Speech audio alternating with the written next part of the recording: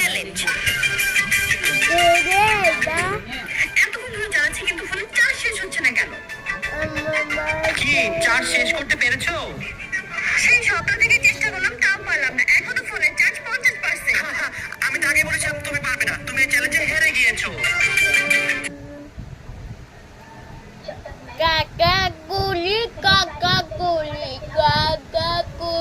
দাঁড়ে কাকাতুলি